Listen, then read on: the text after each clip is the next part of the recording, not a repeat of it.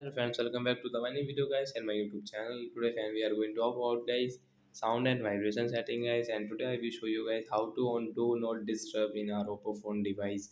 Friends, we want to on your do not disturb settings. Okay, how can you on it? Today I will show you in this video guys. So before starting video friend, first of all go and subscribe the channel guys, click the bell icon and like the video. So friends, now let's see how can we on do not disturb. Open your phone setting guys. Then guys scroll it, and friends you can see guys your phone sound and vibration guys. Tap here, then scroll again. Friends you can see your do not disturb guys. Tap here. So friends you want to on your do not disturb, so guys you can on from here. So friends you can see guys your phone will not ring or vibrate except your phone, except for alarm and timers. And friends status bar will show the moon icon. So friends like that guy we can on guys do not disturb, and guys we can use it. So means you can see status bar will show this moon icon, and friends our phone will not ring or vibrate except alarm and timers. So that's it guys, thanks for watching the video, bye guys.